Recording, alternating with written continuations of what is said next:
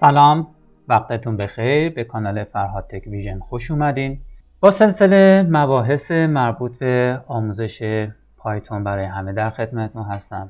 توی این مجموعه قصد دارم که زبان برنامه‌نویسی پایتون رو با یک گویش ساده‌ای برای همه مخاطبین عزیز آموزش بدم. زبان برنامه‌نویسی پایتون امروزه یکی از با اهمیت ترین زبان‌های برنامه‌نویسی است که کسانی که توی رشته‌های مهندسی تحصیل کردن یا تحصیل می‌کنن باهاش سر و کار داشتن یا خواهند داشت و سایر افراد هم توی سایر فیلدهای علمی معمولاً سر و کارشون با این نرم افزار به صورت مستقیم یا غیر مستقیم خواهد.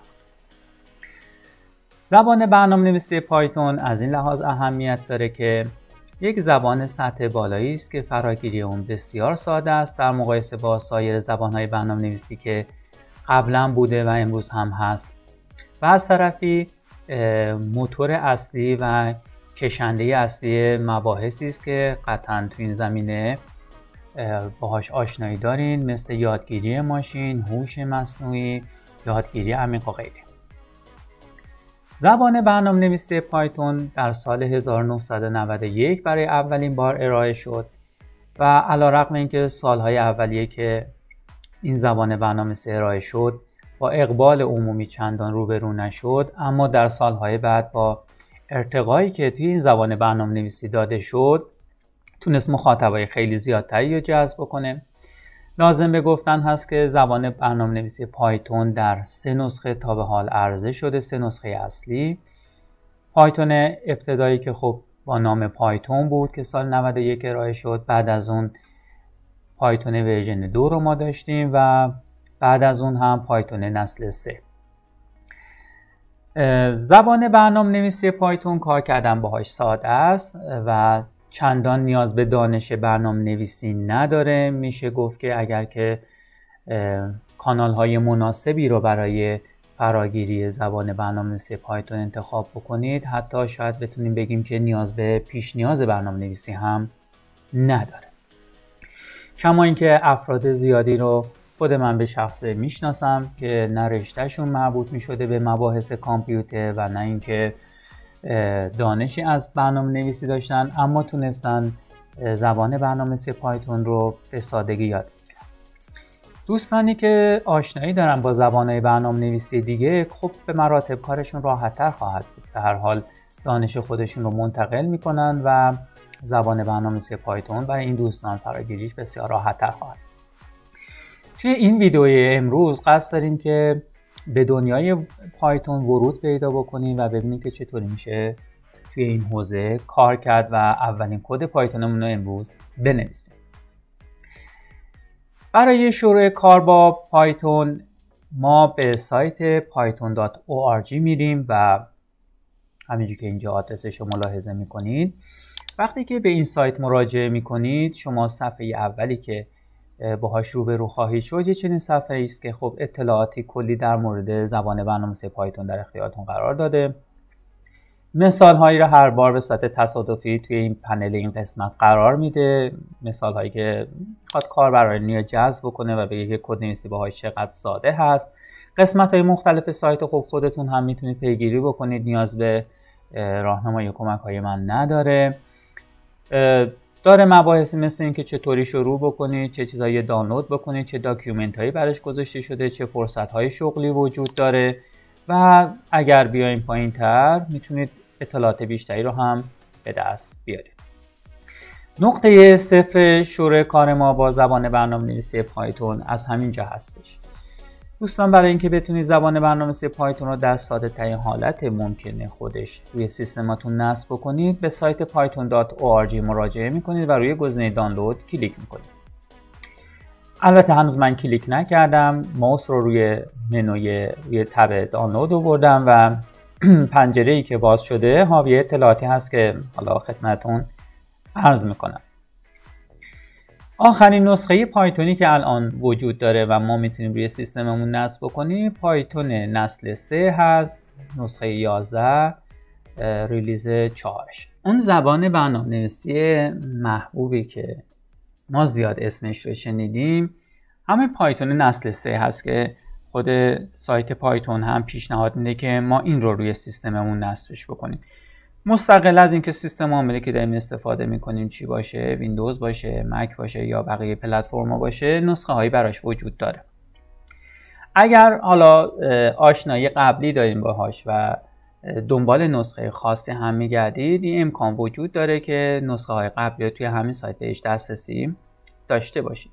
اما قبل از اون از اهمیت زبان برنامه‌نویسی پایتون که بخوام بگم و اینکه چرا در پیش رو میبینیم که پلتفرم‌ها و سایت‌های مختلف اومدن سرمایه گذاری کردن، آیدی های مختلفی رو برای پایتون نوشتن، یکی از سایت‌های معروفی که معمولا زبان‌های برنامه‌نویسی یا رنکینگی در موردش به صورت سالانه ارائه میده همین سایت تایوب هستش که آخرین رده‌بندی که حالا امروز ما در دسترس داریم که مربوط به آگوست 2023 هم هست.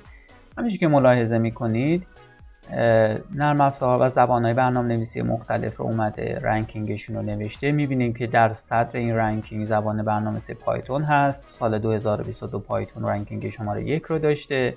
سال 2023 هم که الان هستیم رنکینگ شماره 1 رو داشته. ریتینگش 13.3 هست.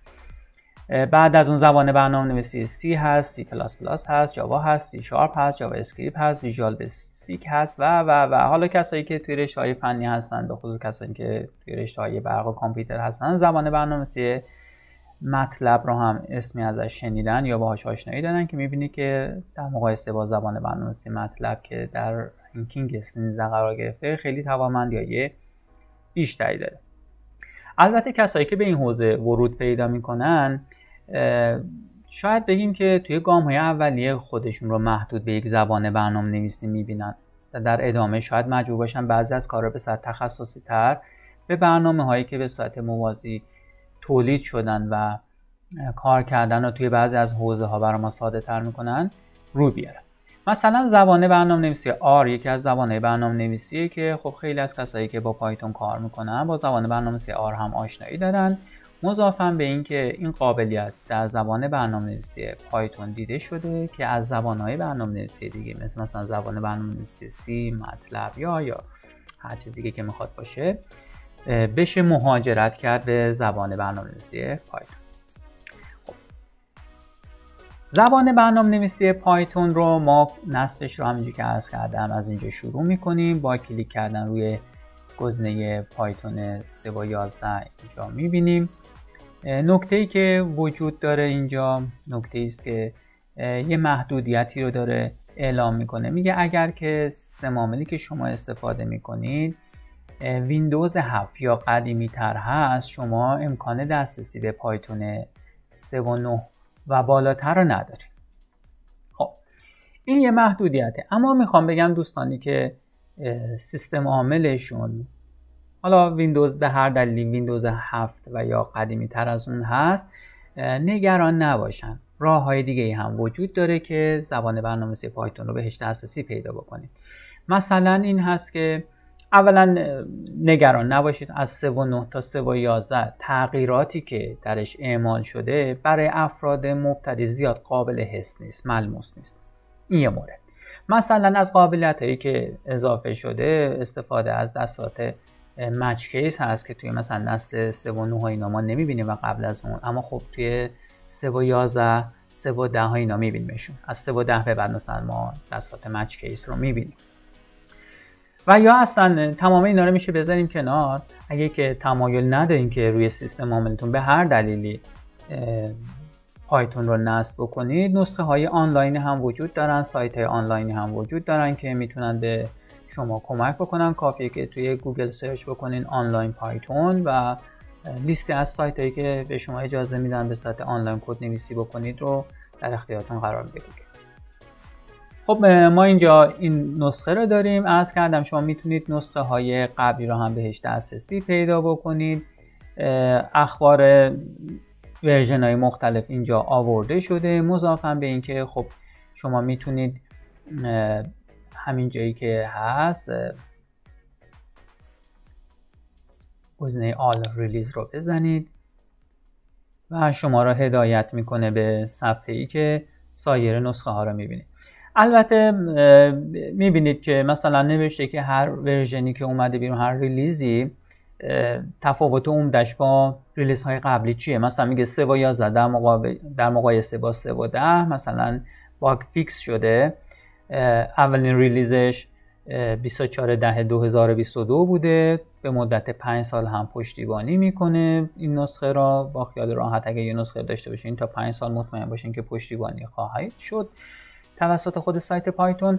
و نسخه های مختلفی که اومده لیستشون اینجا هست که شما میتونید اینجا اسکرول بکنید و اون نسخه خاصی که مد نظرتون هست اینجا پیداش بکنید. ساده ترینش همین هست که شما از خود دانلود استفاده بکنید و کلیک بکنید و اجازه بدید که این نصب بره جلو.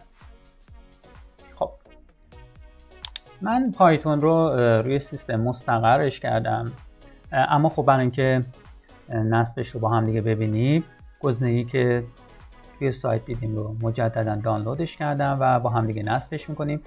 بهترین کار این هست که موقعی که میخواید این فایل یک ذره اجراش بکنید روش کلیک راست بزنید و گزینه ران از ادمنستریتور رو انتخاب کنید. در پنجره‌ای که باز میشه اجازه رو بهش میدید. 2 تا تیک هست که توصیه میکنم 2 تا تیک رو بزنید. یکی این که اجازه بدید که فایل براتون رجیستر بکنه و به پس ویندوز هم اضافه بشه و اینستال نا رو انتخاب میکنید.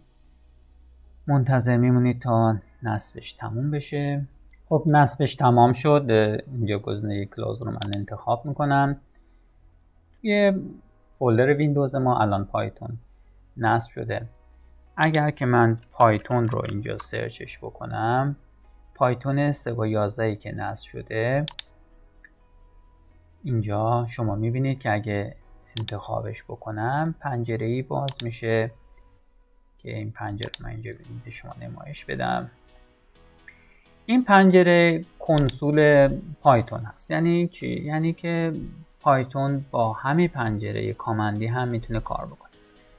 مسلما اکثر مخاطبین من نسلی هستن که با محیط‌های ویژوال کار کردن و در نتیجه تمایل به این که با محیط پایتون با یه محیط غیر ویژوال ارتباط برقرار بکنن یه مقدار برشون هم سخت.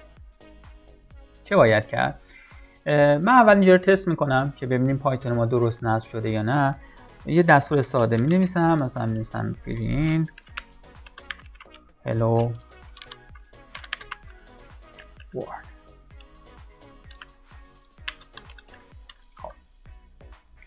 جایی که من دستور رو تایپ کردم بهش میگن پرامپت، اینتر میزنم و دستور پایتون ما به درستی اجرا میشه.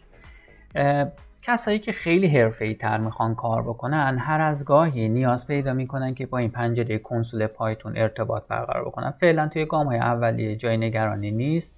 شما نیازی به کار کردن با این کنسول پایتون ندارین، اما خب جلوتر میرید میبینید که بعضی از ماژول‌هایی که میخواید نصب بکنید به شما میگن راه کوتاه‌ترش اینه که مثلا از دستورات مثلا پیپ اینستال اینا استفاده بکنید که خب مجبور هستین که توی کنسول این چنینی بنویسید. من اینو میبندمش، کاری باهاش نداریم.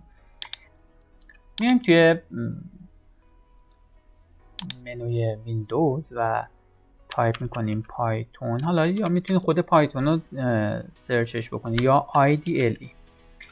IDLE ویندوز 3 و 11 رو من کلیک میکنم. IDLE چیه؟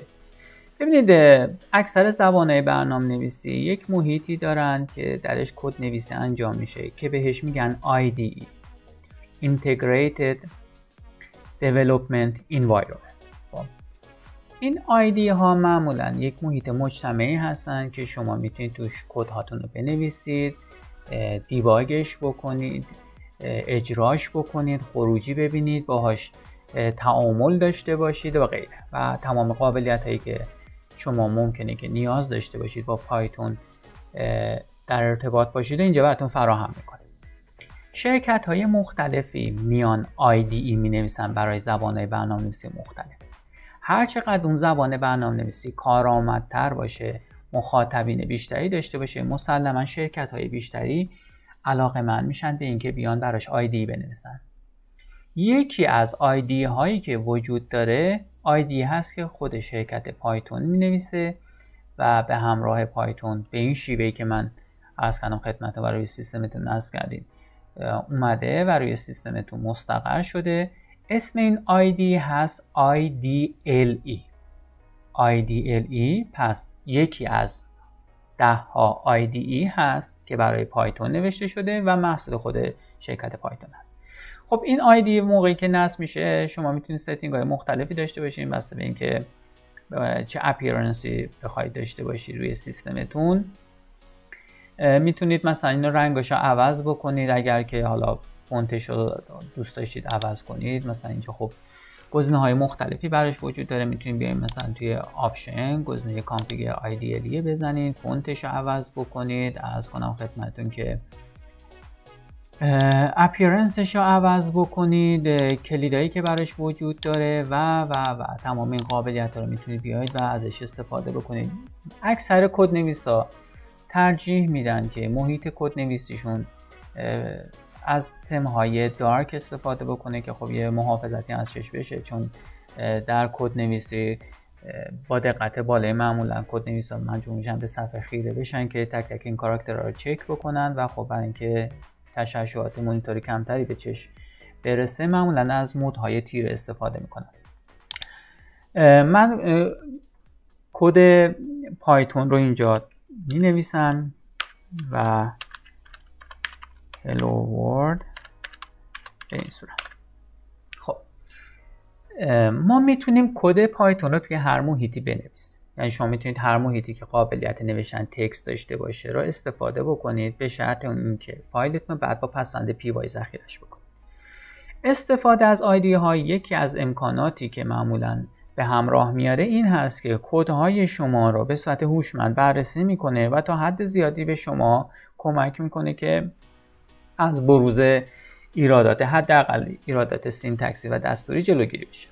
مثلا اینجا نگاه کنید، دستور پرینت خودش به صورت رنگی به این رنگ نوشت. اینجایی که من یک رشته و استرینگ نوشتم رو به رنگ سبز رنگ در آورد، پرانتز باز و بسته‌ای که اینجا شده رو به صورت سفید گذاشته و غیره. اگه من الان اینو اجراش بکنم و اینتر بزنم خب این خروجی به من نشون میده. یا مثلا بنویسم که پرینت کن is a test. میبینید مجددا به همین صورت هر چیزی که من اینجا تایپ میکنم داره به من تحویل. پس اینجا داره محیط کار میکنه و من دارم میبینم که چه اتفاقی میفته. اما نکته که اینجا وجود داره این هست که معمولا ما برای برنامه نویسی زیاد تمایل نداریم که دستوراتمون رو به گونه‌ای بنویسیم که هر سطری که من مینویسم بلافاصله بعد از زدن اینتر اجرا بشه. اشکالی نداره، میشه این چنین هم نوشت. اما معمولا وقتی داریم برنامه نویسی انجام میدیم بیشتر برنامه‌نویسا علاقه‌مند هستن که تعدادی از کدهاشون و دستوراتشون رو بنویسن و بعد این مجموعه دستورات رو به صورت یک جا اجراش بکنن. برای این منظور ما میتونیم از IDE مون که اینجا از IDLE استفاده میکنیم بگیم که یه نیو فایل برامون داشته باشه. توی نیو فایل کدمون رو بنویسیم. مثلا بنویسم print کن this is ftv بعد print کن welcome user. خب ببینید این چیزی که الان من اینجا نوشتم فایلش رو پسوندش گذاشته آن تایتل. خب هنوز من نام برای این فایل نذاشتم و میبینید این سطرهایی که اینتر زدم چیزی هم توی خروجی به من نمایش نداد. برای اینکه بتونم خروجی داشته باشم میبایستی که این فایل رو حالا دستور اجراش رو صادر بکنم، یا اینکه به صورت حرفه‌ای خودتون اول میاد این فایل رو سیوش میکنید، یا اگه سیوش نکردید موقعی که میایین از منوی ران گزینه ران رو انتخاب میکنید بهتون یک پیغام هشدار میده، میگه که این فایل قبلش باید ذخیره‌اش بکنید. من اینجا رو مثلا بهش میگم اسم فایل رو بذار تست و ببینید الان اجرا میشه. میگه من یه جایی توی چنین آدرسی یه فایل رو اجرا کردم که خروجی هاشم شد این و الان پرامپت آماده است. خب معمولا اکثر برنامه‌نویسا سراغ آیدی هایی میرن که قابلیت این چنینی داشته باشه، یعنی اجازه بده که توی چند سطر کد ها نوشته بشه و کد هایی که توی چند سطر نوشته شده به سطح یک جا اجراش میکنه. تا همین جایی که صحبت کردیم میتونه نقطه آشنایی شما با محیط پایتون باشه و کدهای پایتونتون همینجا توی همچین محیطایی بنویسید و اجراش بکنید. اما آیدی های خیلی بهتر از IDLE هم وجود داره که حالا به مرور باهاش آشنا میشیم. اما در ابتدا من توصیه میکنم به خصوص برای کسانی که آشنایی قبلی با زبان برنامه نویسی ندارن از یه آیدی حرفه‌ای تری استفاده بکنن که خود منم سعی میکنم از اون استفاده بکنم، به خاطر اینکه به ما کمک میکنه که توی نوشتن دستورات کمتر دچار اشتباه بشیم. برای این منظور ما از آیدی پایچارم استفاده میکنیم. پایچارم یکی از محصولات شرکت جت برینز هست. برای اینکه حالا ببینید که چگونه میتونید به این محصول دسترسی داشته باشید، کافیه که توی گوگل تایپ بکنید پایچارم و اولین گزینه‌ای که میاد پایچارمی هست که محصول شرکت جت برینز هست که به شما اینجا نشون میده که چی هست و آورده. پایچارم خب یکی از آیدی های خیلی خیلی پرطرفداره، قابلیت های خیلی زیادی داره، به مرور باهاش آشنا میشیم. یکی از مواردی که جزء تجربیات شخصیم هست میتونم بگم، این صفحه سایتش خیلی بروز هست. یعنی الان که من این ویدیو رو ضبط کنم صفحه این چنین نیست، هفته پیش شکل و سیمای دیگری داشته. ممکنه موقعی که شما این ویدیو رو میبینید صفحه پایچارم به شکل دیگری باشه. اما من یه اسکرول داشته باشم توی این صفحه که ببینید که چه مواردی آورده. توضیحاتی است که خود شرکت جت برینز آورده و در مورد این محصول داره صحبت میکنه. شما برای اینکه بتونید محصول رو استفاده بکنید، گزینه دانلود رو روش کلیک میکنید، شما رو به یک صفحه دیگه هدایت میکنه. نکته‌ای که وجود داره دوستان اینجاست. به این نکته خیلی خوب توجه داشته باشید. اینجا برای پایچارم دو نسخه وجود داره. یک نسخه پروفشنال هست و یک نسخه کامیونیتی ادیشن هست. نسخه پروفشنال نسخه پولی پایچارمه.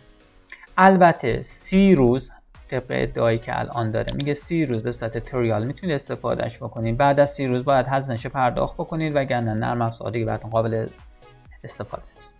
ما با نسخه پروفشنالش کاری نداریم. ما میایم سراغ نسخه کامیونیتیش و اینجا گزینه دانلود انتخاب میکنید.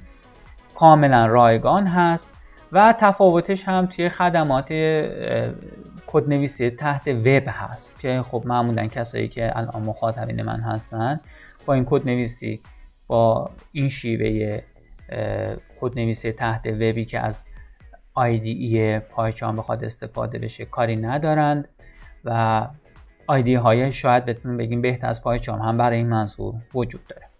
خب پس شما به راحتی میایید از کامیونیتی این گزینه دانلود رو انتخاب میکنید. منم دانلودش رو انجام دادم. بله دانلود انجام شده. این فایل دانلود شده رو من اجراش میکنم. یه فایلی هست که نزدیک 426 مگ هست و